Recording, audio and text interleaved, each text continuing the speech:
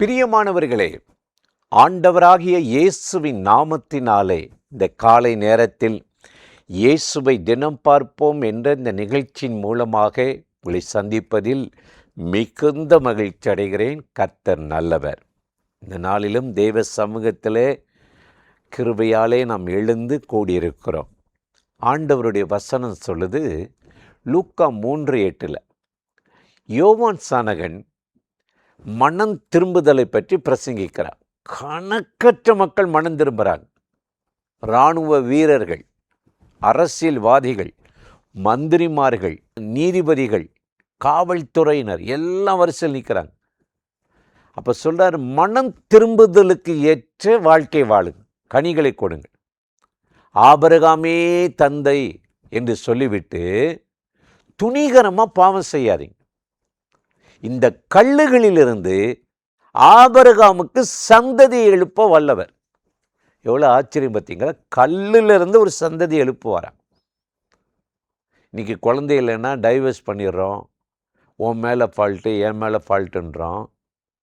இங்கே ஆண்டவர் சொல்கிறாரு, கல்லுகளிலிருந்து சந்ததி எழுப்புவாராம்.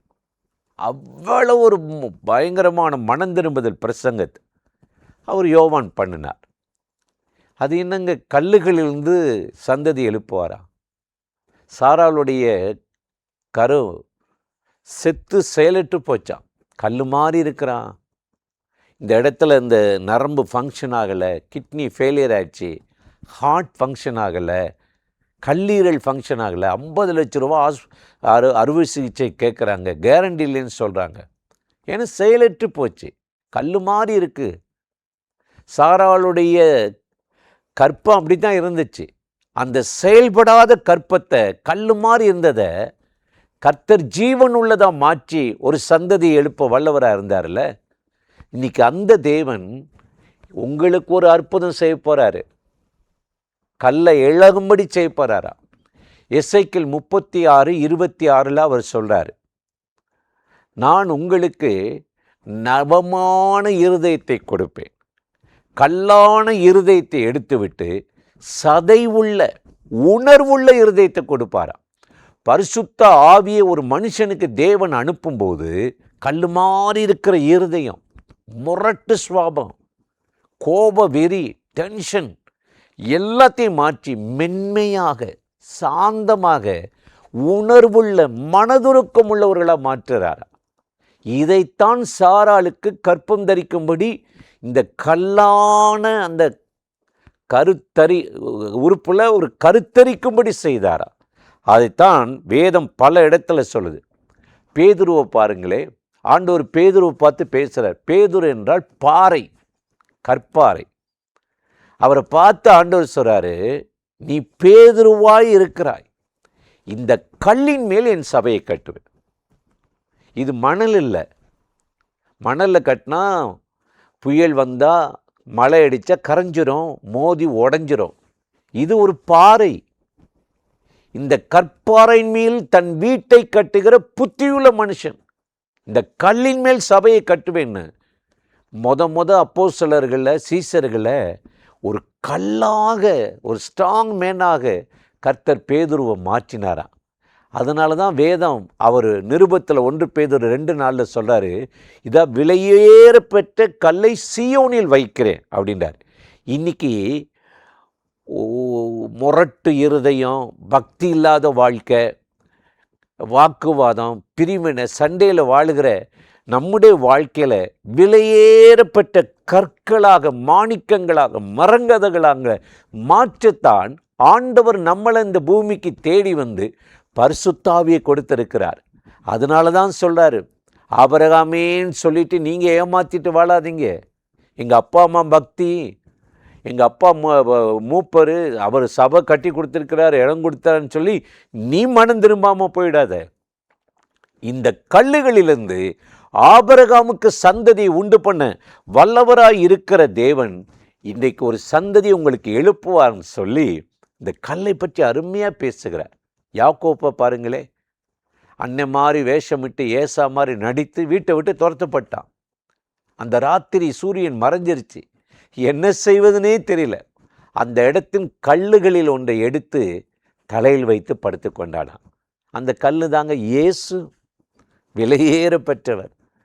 அவனை கைவிடலை, காப்பாற்றினார், கைவிடாமல் தூக்கி எடுத்தார். வேதத்தை வாசிங்களே, 1 சாமுவேல் 17:49 கோலியாத்துக்கு முன்னாடி போய் சவுல் தாவீது நிற்கும்போது அவன் ஈட்டி, கேடகம், என்னென்னமோ இராணுவ பலம் வச்சிருக்கிறான். தாவீதுட்ட ஒன்றும் இல்லை, ஒரு கல்லை கவனிலே போட்டு சுழற்றி கோலியாத்தின் நெற்றில் அடித்தானா, எதிரி விழுந்துட்டான். இன்னைக்கு உங்கள் கையில் எப்போவுமே உங்கள் நாவில் கர்த்தருடைய வார்த்தை தான் கல். பரிசுத்த ஆவியானவர் தான் இருக்கணும், நல்ல வார்த்தையை பேசணும். உங்கள்கிட்ட இருந்து எப்போவுமே எதிரிய மடங்க பண்ணுகிற, சாத்தானை அழிக்கிற வார்த்தை தான் புறப்படும். தமிழில் சொல்லுவாங்களே, வல்லவனுக்கு புல்லும் ஆயுதமா. நீங்கள் பலவீனர் இருந்தாலும் உங்களுக்குள்ள இருக்கிற இயேசு பெரியவர், வல்லவர்.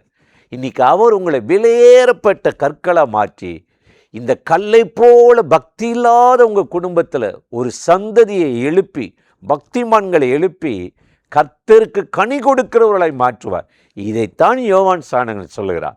ஆபிரகாமின் தந்தைன்னு சொல்ல துணியாதீங்க, இந்த கல்லுகளிலிருந்து ஆபிரகாமுக்கு சந்ததி உண்டு பண்ண வல்லவர் இன்னைக்கு உனக்கு செய்வார். உன் கண்ணீரை துடைப்பார், உங்கள் குழந்தை மலட்டு தன்மையை நீக்குவார், அடைக்கப்பட்ட வழியை திறந்து உங்கள் தொழிலுக்கும் குடும்பத்துக்கும் ஒரு ஆசீர்வாதத்தை தருவார் என்று சொன்னார்.